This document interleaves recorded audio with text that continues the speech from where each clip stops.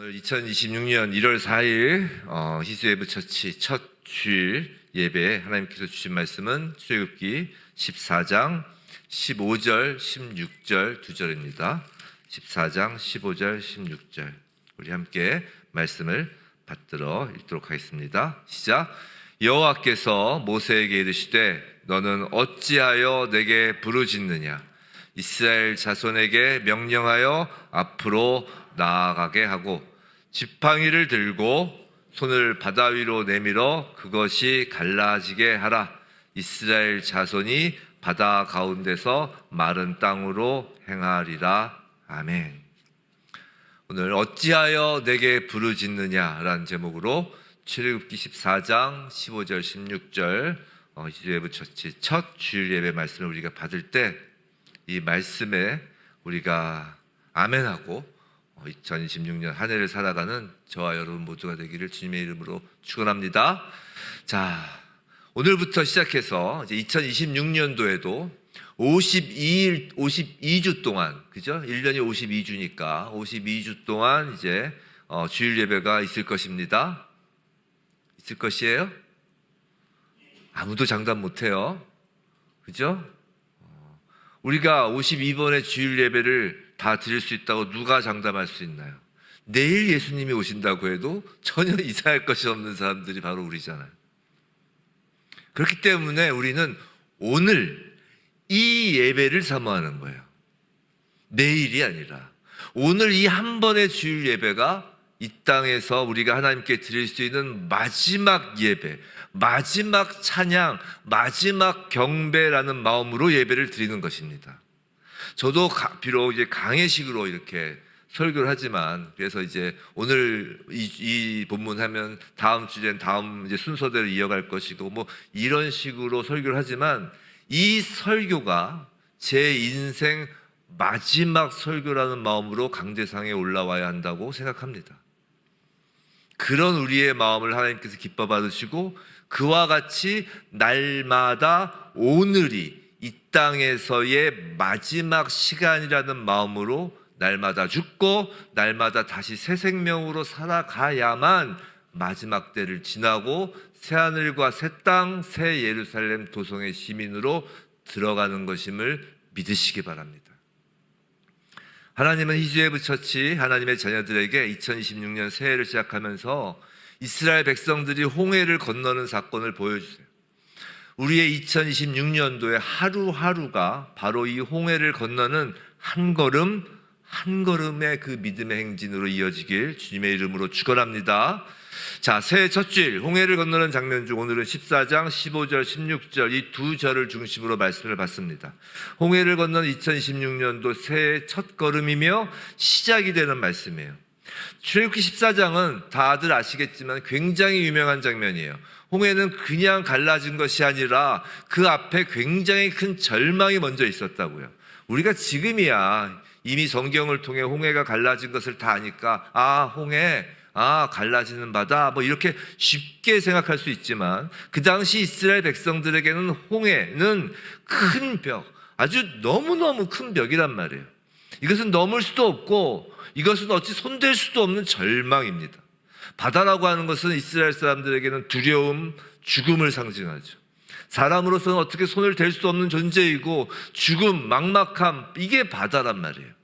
게다가 여기까지 왜 오게 됐어요? 지난주에 말씀드린 것처럼 하나님이 이리 가라 했잖아요. 하나님이 블레셋 사람의 그 좋은 길, 좋은 땅 그것을 좋은 길이 있음에도 그 길 말고 하나님이 방향을 돌리셔서 이곳까지 왔단 말이에요. 그런데 홍해를 건널 방법이 없죠. 이 수백만의 사람이 지금 한 200만 정도 된다고 하니까 이 사람들이 어떻게 뭐 배를 타겠어요? 뭐 그 당시에 뭐 다리가 있겠어요? 갈 수 없는 상황이에요. 우리가 이스라엘 백성을 이해를 해야 돼요. 사실 그동안 종살이 하던 것보다 더 큰 절망이 있는 거라고요. 아마 저희라도 다시 돌아갑시다 그럴 거예요. 저희라도. 지금 거기다가 당장 지금 바로가 거기에 있다는 얘기를 듣고 군대 보내서 턱밑까지 쫓아왔잖아요. 자, 뒤로는 바로의 군대고 앞으로는 시퍼런 홍해물이 넘실러거립니다. 오늘 보면 15절과 16절 이 두 절을 통해서 그렇다면 이러한 절망의 순간에 어떻게 해야 할 것인가, 이런 막막한 순간에 우리가 해야 할 일은 무엇인가를 하나님께서 말씀하시는 거예요. 15절 말씀 다시 한번 읽겠습니다. 시작. 여호와께서 모세에게 이르시되 너는 어찌하여 내게 부르짖느냐, 이스라엘 자손에게 명령하여 앞으로 나아가게 하고. 자, 먼저 여호와께서 이르시되요. 성도 여러분, 항상 상황이 역전되는 것은 우리 인생의 주어가 바뀔 때예요. 만약에 주어가 계속해서 이스라엘 백성들이 또는 모세가가 주어이면 방법이 없는 거예요.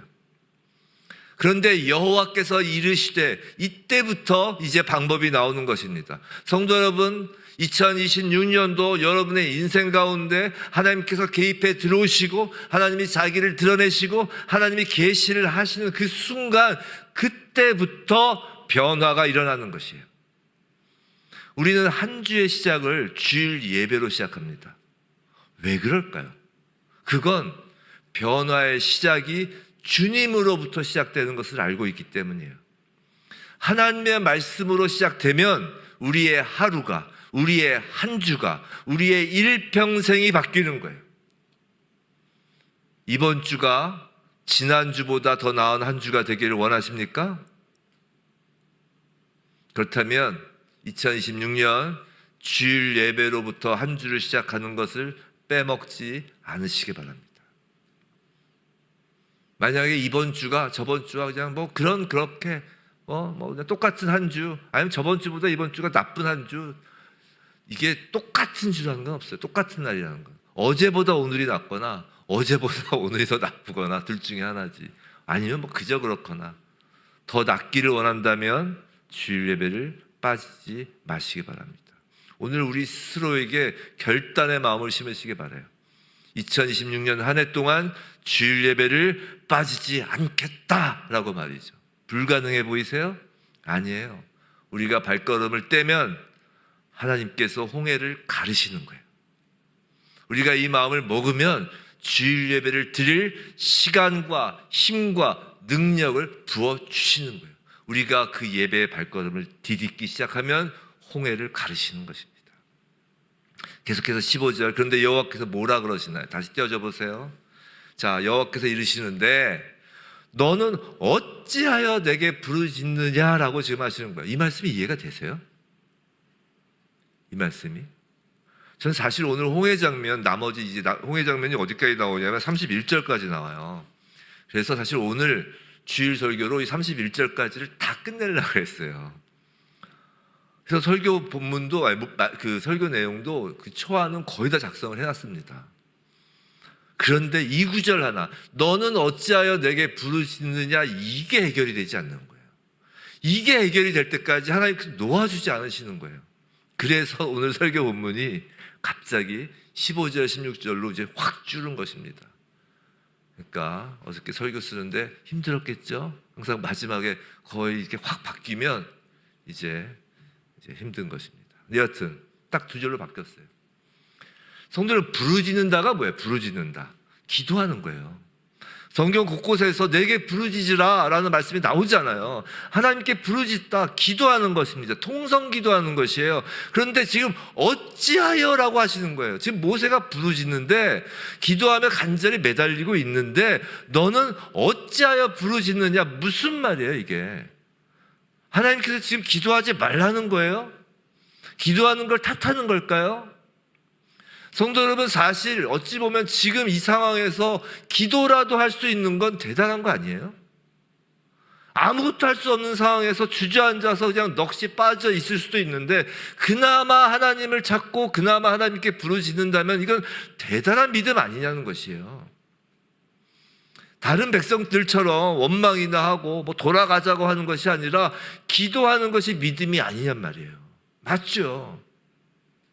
그래서 너는 어찌하여 내게 부르짖느냐라는 이 말씀은 그나마 기도라도 하는 그 믿음을 보이는 우리들 입장에서 이해하기가 어려운 것입니다. 그런데 성도 여러분, 너는 어찌하여 내게 부르짖느냐라는 말씀은 기도하는 걸 탓하는 것이 아니에요. 기도만 하고 있는 것을 탓하고 있는 거예요. 기도는 하고 있는데 그 다음 스텝이 없는 것이에요. 성도 여러분, 잘 생각해 보세요. 우리 기도라는 것을 정말 어슬렁어슬렁 하는 경우가 많아.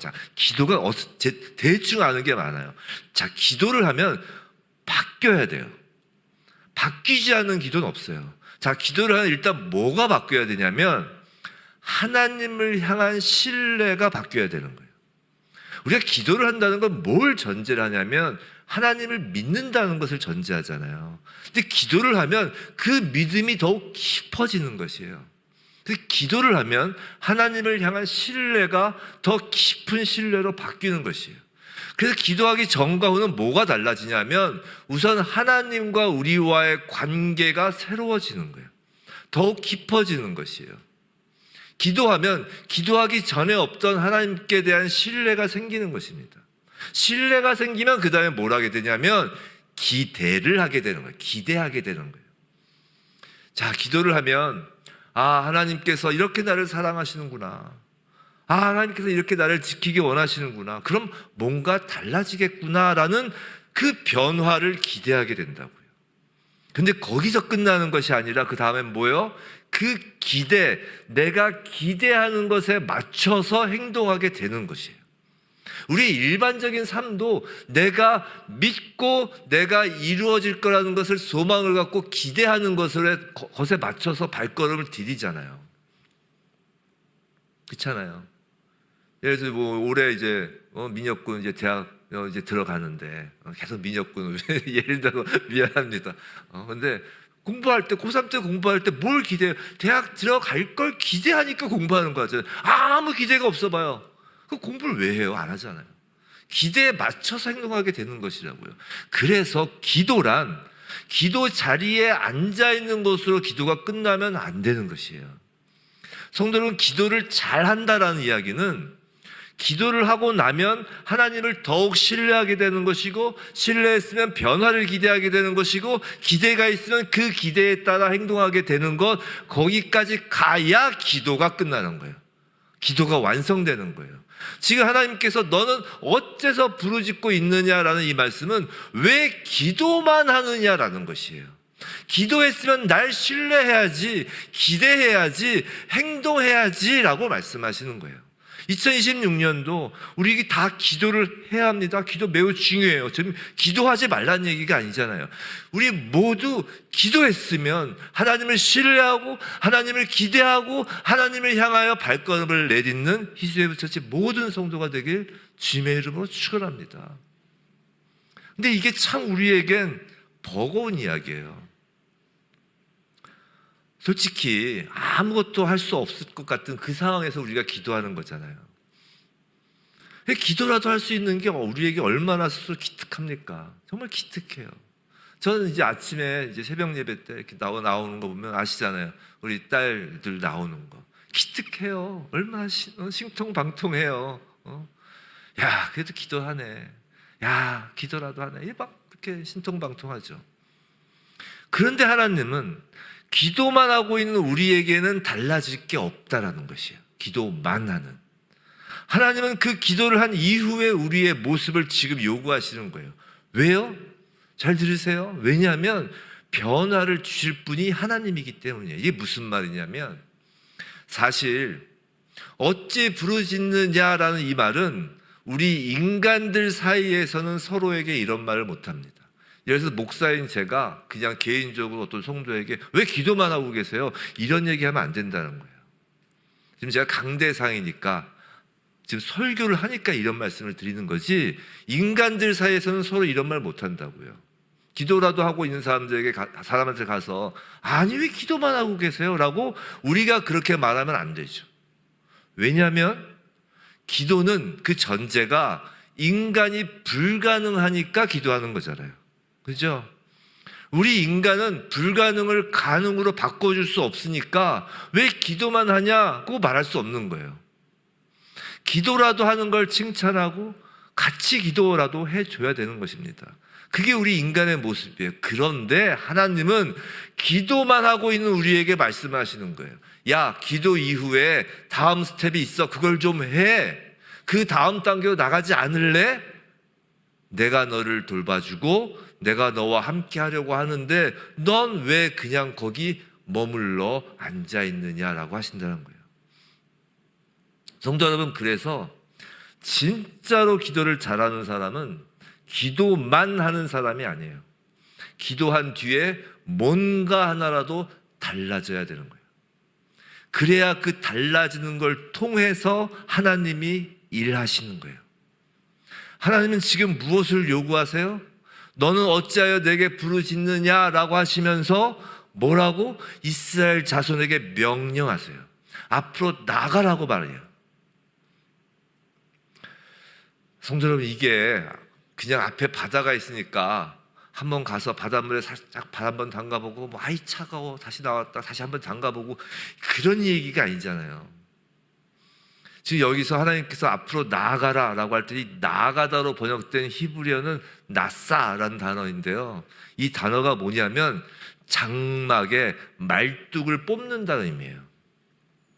지금 이스라엘 백성들은 유목민이잖아요. 장막을 치면서 살았다고요. 우리로 치면 집을 지어놓고 사는 거예요. 장막이 집이니까. 근데 말뚝을 뺀다는 얘기는 이미 쳤던 장막을 다 걷어서 다음 장막을 치기 위해서 그 다음 머물 곳으로 나가는 거예요. 우리로 치면 자기가 살고 있던 집 파는 거예요. 이사 가기 위해서. 근데 지금 바다잖아요. 지금 말뚝을 뽑아서 바다 한가운데로 들어가라는 거예요. 왜요? 거기서 하나님이 말뚝박을 자리를 다시 주겠다는 거예요. 다시 시작하게 하시겠다는 거예요. 성도 여러분, 이렇게 말씀하실 수 있는 분이 누가 있어요? 하나님밖에 없잖아요. 하나님이기 때문에 이렇게 말씀하시는 것이고 하나님이기 때문에 우리에게 기도와 그 다음 행동을 요구하시는 거라고요. 아멘. 이해가 되셨어요? 하나님이기 때문에 가능하신 거예요. 지금 꼼짝을 못하고 다리가 떨려서 아무것도 못하고 있는 그들에게 하나님은 나가라고 하신다고요. 하나님이 잔인한 분이어서 우리에게 이 고난 가운데 우리를 지금 막 재촉하시는 건가요? 마치 어린아이에게 뱀을 주면서 야 이게 뭐가 무서워, 그런 거 있잖아요. 사자가 자기 새끼를 벼락에 밀어 넣어서 거기서 올라와. 전 그거 별로 안 좋아하거든요. 여러분들 자녀들 그렇게 키우면 안 돼요. 자녀를 벼락 밑에 떨어뜨려서 올라와. 하나님은 그렇게 일 안 하세요. 그건 잔인한 아버지 같은 모습이 아니라고요. 하나님은 우리가 장막을 뽑아서 앞으로 나갈 때 그 다음 장막 칠 곳을 예비해 놓으셨다고요. 물론 우리 생각에는 여기가 아닌 것 같은데 여기가 아닌가 봐요.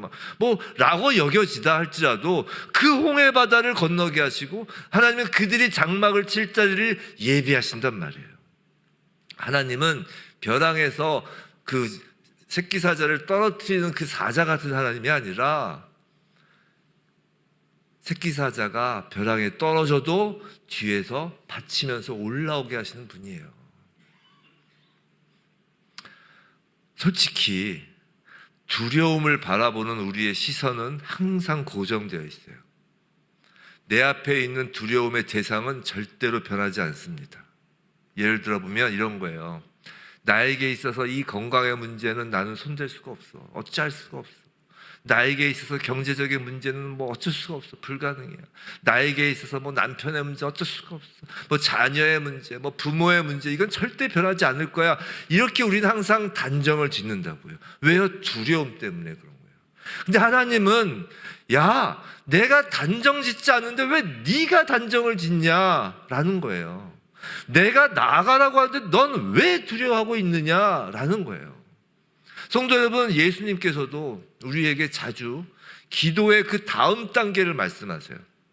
우리가 잘 아는 말씀인데 이것이 그 말씀인지를 모르고 들으면 아무리 성경을 읽어도 무슨 의미인지 모릅니다. 근데 알고 들으면 쉬워요. 이거구나 라는 말씀이에요. 그게 바로 마태복음 7장 21절이에요. 마태복음 7장 21절. 우리 함께 읽어볼까요? 시작. 나더러 주여 주여 하는 자마다 천국에 들어갈 것이 아니요 다만 하늘에 계신 내 아버지의 뜻대로 행하는 자라야 들어가리라. 다들 아시는 구절이죠. 어렵지 않은 구절이에요. 뭐 모르시는 분들도 계시겠지만 대부분 아십니다. 신앙생활 좀 오래 하신 분들은. 자, 여기서 보세요. 주여 주여 하는 게 뭐예요? 주여 주여. 뭐예요? 이 기도예요, 기도. 주여 주여 하면서 간절히 부르짖어 기도하는데 뭐라고요? 그런 자마다 다 천국에 들어갈 것은 아니랍니다. 충격적이죠. 기도하는 자가 천국에 들어가는 건 맞아요. 그런데 다 들어가는 게 아니라는 거예요. 그 중에 일부는 들어가고 일부는 못 들어간다는 것이에요. 그러니까 기도를 하고 그 다음 스텝을 밟은 사람은 들어가는데 기도만 한 사람들은 못 들어간다는 것이에요. 그럼 그 다음 스텝이 뭔가요? 바로 다만이라고 하죠. 다만. 이 다만은 오직이란 말이에요. 즉 오직 하늘에 계신 내 아버지의 뜻대로 행하는 자라야 들어가리라. 즉 주여 주여만 하고 있으면 못 들어가고 기도한 다음에 뭘 해야 된다고요? 하늘에 계신 내 아버지, 즉 하나님의 뜻대로 행하는 자라야 들어간다는 거예요. 지금 행위 구원을 말하는 것이 아니에요. 우리 자꾸만 이 구절을 가지고 뭐 행위 구원이니 아니니 하는데 행위 구원을 말하는 것이 아니라 기도 이야기하는 거라고요. 그래서 사실 뭐 믿음과 행위를 구분하는 것 자체가 어불성설이에요. 자, 믿음이 없는 행위는 그건 외식이고 행위가 없는 믿음은 가짜 믿음이에요. 그러니까 이 구절이 뭐 믿음이냐 행위냐 이게 아니라 기도에 대한 이야기라는 거예요. 우리가 기도한다는 건 뭐예요? 기도했으니까 하나님이 다 하실 거야 맡기고 땡이 아니라는 거예요. 기도했으면 내가 기도하면서 알게 된 하나님의 뜻이 있을 거 아니에요. 우리가 하나님의 뜻을 구하려고 기도하는 거잖아요. 그저 내 소원을 구하려고만 기도하는 것, 물론 그렇게 기도하시는 분들도 계시겠지만 그래도 좀 신앙이 좀 연수가 쌓이고 기도의 맛을 알면 하나님의 뜻을 들으려고 기도하는 거잖아요. 알게 된 하나님의 뜻이 있잖아요. 솔직히 기도할 때는 기도만 하는 게 아니잖아요. 뭘 함께 해요? 말씀을 함께 보잖아요. 말씀을 찾잖아요. 제가 늘 말씀드리지만 말씀으로 기도해야 된다고 하잖아요. 그래서 우리가 하나님 앞에서 구하고 찾고 두드리는 과정이 있는 거예요. 자, 기도는 항상 말씀과 동행하는 거죠. 그렇게 말씀을 읽고 기도했기 때문에 하나님의 뜻을 알게 되는 것이고 그 알게 된 뜻을 행하는 자, 이제 그 뜻대로 내 삶을 변화시키는 자가 천국에 들어간다는 거예요. 이것이 예수께서 하신 정말 중요한 말씀이에요. 여기서 믿음 구원이냐 행위 구원이냐 논할 필요가 없는 거라니까요. 아까 얘기 드렸잖아요. 믿음이 없는 행위는 외식이고 천국 못 가죠. 행위가 없는 믿음은 가짜 믿음이고 천국 못 들어가죠. 마태복음 7장에는 사실 기도에 대한 귀한 말씀이 많이 있는데요. 그 앞에 7장 12절에 또 나옵니다. 7장 12절 띄워주세요. 자, 한번 읽어볼까요? 시작. 그러므로 무엇이든지 남에게 대접을 받고자 하는 대로 너희도 남을 대접하라. 이것이 율법이요 선지자니라. 우리 보통 이것을 뭐 황금률인가 뭐 해가지고 뭐 이 구절 뭐 많이 이제 생각을 하는데 알고 있는데 이 구절만 딱 띄어서 보면 이것이 기도에 관한 말씀 같지가 않잖아요. 그죠? 근데 이것이 기도의 결론과도 같은 말씀이에요. 방금 다시 띄워줘 보세요. 왜요? 그러므로 이렇게 되죠. 그러므로. 그럼 이제 그러므로 그 앞에 구절을 봐야 된다는 거예요. 그죠? 그럼 앞에 구절 뭐가 나올까요? 한번 보겠습니다. 자, 7장 7절 한번 보겠어요. 구하라 그리하면 너희에게 주실 것이요 찾으라 그리하면 찾아낼 것이요 문을 두드리라 그리하면 너희에게 열 것이니. 자, 계속 읽겠습니다. 시작. 구하는 이마다 받을 것이요 찾는 이는 찾아낼 것이요 두드리는 이에게는 열릴 것이니라. 9절 너희 중에 누가 아들이 떡을 달라 하는데 돌을 주며 10절 생선을 달라 하는데 뱀을 줄 사람이 있겠느냐. 11절 너희가 악한 자라도 좋은 것으로 자식에게 줄 줄 알거든 하물며 하늘에 계신 너희 아버지께서 구하는 자에게 좋은 것으로 주시지 않겠느냐. 그러므로 아까 12절 다시 한번 띄워보세요. 그러므로 뭐라고요? 무엇이든지 남에게 대접을 받고자 하는 대로 너희도 남을 대접하라. 이것이 율법이요 선지자니라. 방금 본 그 구절들이 대표적으로 기도와 기도 응답에 대한 예수님의 말씀이잖아요. 그러므로 어떻다고요? 기도의 최종적인 응답은 내가 남에게 대접받고자 하는 대로 남을 대접하는 것이 기도의 최종 단계라는 것이에요. 성도 여러분, 기도란 이런 거예요. 내가 하나님께 이런 대접을 받고 싶다. 내가 하나님께 내 건강 문제 해결받고, 내 자녀 문제 해결받고, 내 경제 문제 해결받고 싶다. 그러므로 어떻게 해야 된다고요? 남을 대접하라는 거예요. 너희가 먼저 남의 문제를 해결해주고 그것으로 너희가 나의 문제가 해결된 것처럼 살아가라는 거예요. 자신감을 가지고 내가 먼저 베풀면서 내가 먼저 나누면서 살아가라는 거예요. 성도 여러분, 솔직히 그렇잖아요. 우리가 우리 교회 부흥시켜주세요 라고 기도하면서 나는 우리 교회 부흥 믿지 않아, 나는 우리 교회 부흥과 아무런 관계없어 라면서 살면 그 부흥시켜주세요 라고 기도한 것은 솔직히 기도가 아니잖아요. 우리 교회 예배가 하나님을 경외하는 막 불타오르는 예배가 되게 하옵소서라고 기도했다면, 그래서 어떻게 해야 되나요? 거기 나부터 자리에서 일어나 뜨겁게 찬양하고 찬양 한 곡을 부르다가 힘차게 찬양하고 예배의 전심으로 드려야 되는 거죠. 내가 하나님 말씀을 받을 때 간절한 마음으로 받고 내가 뜨거워져서 하나님의 일하심을 내가 선포하고 증거하고 나눠야죠. 그래야 예배가 달라지는 거예요. 나는 기도했어.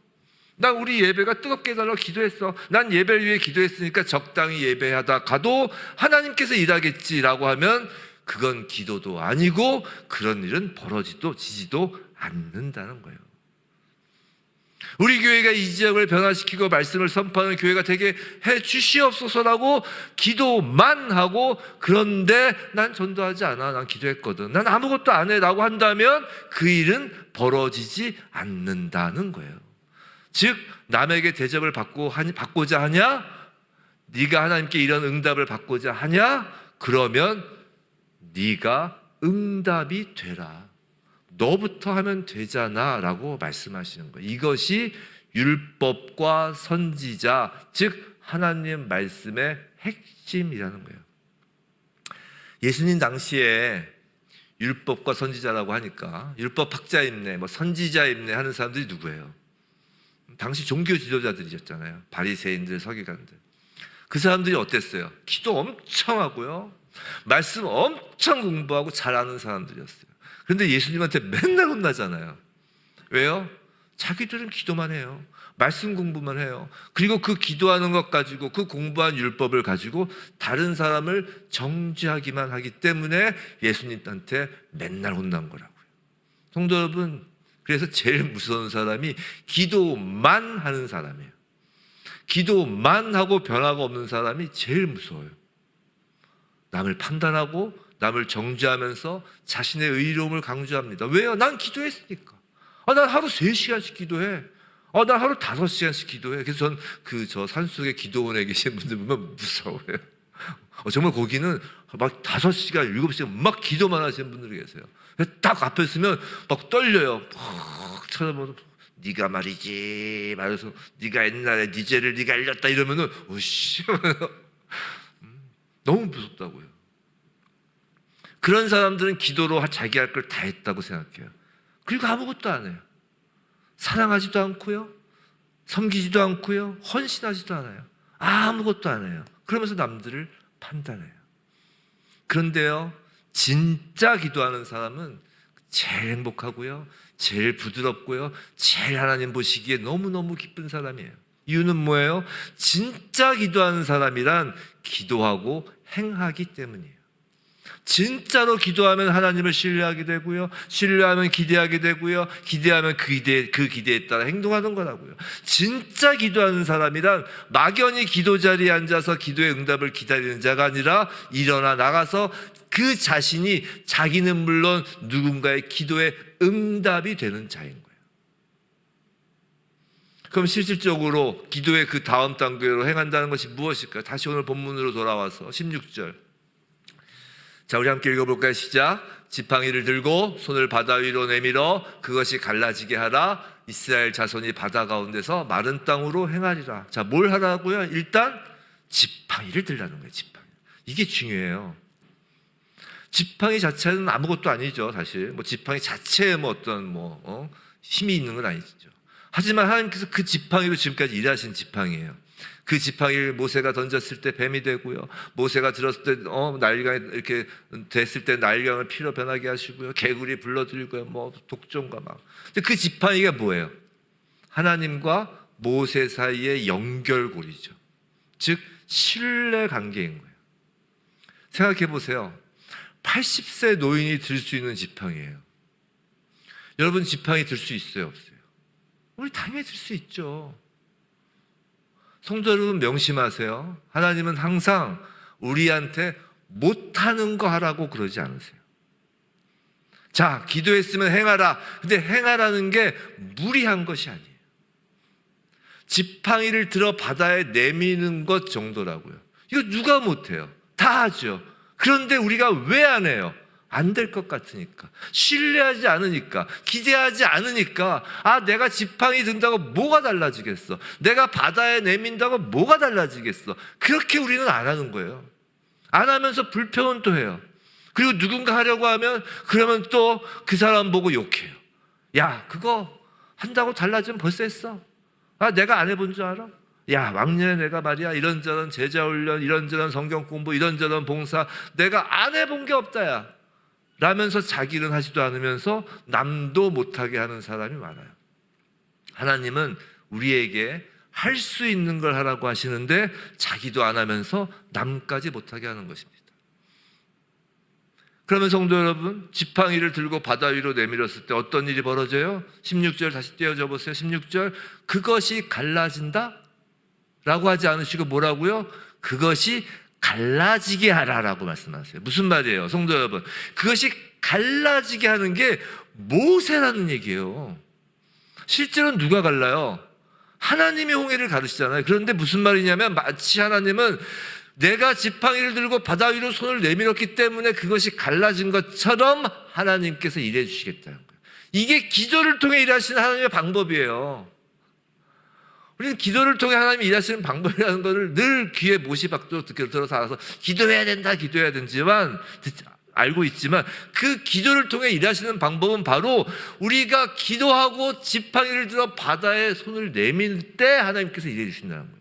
이게 놀라운 거예요. 하나님은 우리에게 너희가 할 수 있는 만큼만 하라. 그러면 그 다음에 홍해가 갈라지는 역사는 하나님이 하신다는 거예요. 하나님이 홍해를 갈라주시는데 우리는 그저 믿고 지팡이를 들고 내밀면 되는 건데 그걸 안 해요. 그걸 안 하니까 아무 일도 일어나지 않습니다. 믿음이요? 없는 거예요. 그리고 기도 응답이 없다고 그래요. 기도를 안 해놓고 기도 응답이 없다고 하는 거나 마찬가지라는 거예요. 성도 여러분, 자, 여러분이 예수를 믿는다는 것은 여러분에게 성령이 임했다는 것입니다. 아멘. 여러분, 성령이 임하지 않으면 예수를 믿을 수 없어요. 그래서 성령님은 잘 아시는 바와 같이 우리에게 은사를 주세요. 근데 아무것도 안 하면 성령의 은사는 필요가 없어요. 은사는 말 그대로 선물이에요. 줘도 그만, 안 줘도 그만인 선물, 즉 주는 쪽 마음이에요. 근데 줬는데 포장지도 안 풀면 필요 없는 거고, 그럼 그 선물은 그냥 다시 가져가시는 거예요. 아무 일도 일어나지 않는 것입니다. 성도 여러분, 성령의 은사는 교회를 세우기 위한 은사예요. 교회를 세우는 일은 홍해를 가르는 일만큼이나 기적적인 일이에요. 제가 그런 생각을 해봤어요. 하나님께서 교회를 세우시잖아요. 교회를 만드시는 것도 하나님이신데 하나님 입장에서 홍해를 가르시는 게 쉬울까? 교회를 세우시는 게 힘들까? 다 전능하신 분이시기 때문에 힘든 건 없으시겠지만 그래도 힘들다 하면 저는 교회를 세우시는 게 훨씬 힘드실 것 같아요. 홍해야 말도 못하고 그냥 갈라져라 그럼 갈라지면 되는데 이건 교회는 멀쩡한 사람도 아니라 죄인을 모아다가 예수의 몸을 만드는 거잖아요. 죄인을 예수의 몸으로 만드는 거예요. 홍해까지가 그것 가르는 일에 비교가 되겠습니까? 그 일을 위하여 성령께서는 예수의 몸이 되고자 하는 그 사람에게는 다 지팡이 하나씩은 다 들려주는 거라고요. 여러분 각자가 할 수 있는 것이고 힘들지 않은 거라니까요. 기도하고 여러분이 할 수 있는 것을 하면 그것이 여러분의 기도의 응답이 되는 것이라고요. 뭐 예를 들어볼까요? 다른 사람 예를 들기 뭐하니까 뭐 저를 예를 들죠. 뭐 교회를 부흥시키고 싶다, 희수예배 처치가 성숙하고 성장하고 싶다라고 기도한다고 합시다. 기도하겠죠. 그래도 그럼 전 뭘 해야 되는 거예요? 저에게 주어진 지팡이가 뭐예요? 그건 설교예요. 저는 일단 설교하는 일을 하면 되는 거예요. 이제 2026년도 무언가 하나를 더 하려고 이제 기도 가운데 하나님께서 하라는 게 있으면 하겠지만 일단 설교하는 일을 하면 되는 거예요. 설교는 제가 할 수 있는 일이지만 거기서 그치는 것이 아니라 하나님은 이 설교하는 일을 통해서 하나님의 일을 하세요. 성도 여러분 앞에 놓인 그 죽음과 같은 두려움과 좌절, 낙심과 포기라는 그 삶 가운데 놓여 있는 그 홍해를 가르시는 하나님의 일을 하시는 거라고요. 저만 예를 들면 그러니까 한 분 더 예를 들어보겠습니다. 만일 몸이 많이 불편하신 성도가 있다고 합시다. 그 사람은 아침에 일어나 힘을 내어 예배당에 나오는 것이 그분의 지팡이를 드는 거예요. 어찌 보면 제가 설교하는 것보다 더 무거운 지팡이를 드는 거라고 저는 생각해요. 하지만 들 수 있는 무게만큼의 지팡이를 든 거예요. 그 행함을 통해 하나님은 그 성도 앞에 놓인 질병과 두려움과 낙심이란 홍해를 가르시는 거예요. 그리고 그 예배를 나오는 모습을 본 어떤 성도에게는 1년 동안 주일 예배를 빠뜨리지 않게 되는 하나님의 일이 이루어지기도 하는 거예요. 그렇게 희수예배 처치 성도 모두 각자에게 성령께서 주신 은사, 우리 손에 들린 지팡이, 하나님을 향한 신뢰를 들고 홍해 앞으로 내밀 때, 홍해를 향해 한 걸음을 내디딜 때 성령의 바람이 희수예배 앞에 놓인 홍해를 마른 땅으로 바꾸는 역사가 2026년에 있는 것입니다. 오늘 시작할 때 제가 부탁했던 찬송이 있었어요. 이 찬송가 312장인데 제가 가장 좋아하는 베스트 3 중에 하나입니다. 너 하나님께 이끌려. 그 중에 이 3절 가사가 너무 좋아요. 오늘 하나님의 말씀과 딱 맞는 가사예요. 3절 가사가. 우리 자막 혹시 띄워줄 수 있어요? 이 3절 가사입니다. 우리 어차피 좀 있으면 성찬도 해야 되는데 우리 현정자매 요거 하나 반주해 줄 수 있어요? 첫 음만 좀 첫 음만이라 좀 잡아주실래요? 우리 한번 이거 한번 불러볼까요? 3절만. 1, 2, 3절 다음은 너무 기니까 우리 3절만.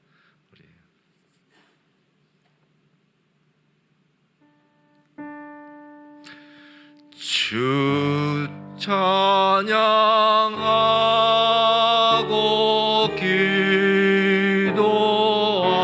기도하며 내 본분 힘써다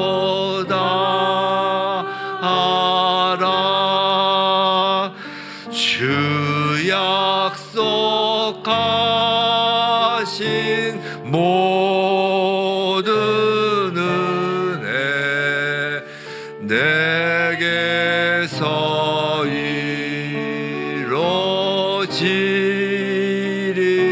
이루어지리라. 참되고 의지하는 자 주께서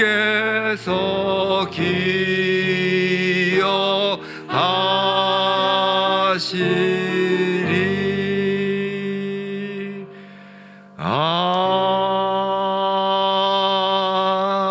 아멘. 아멘이십니까? 아멘. 홍해가 갈라지고 나서 이스라엘 백성이 발걸음을 내디딘 것이 아니에요.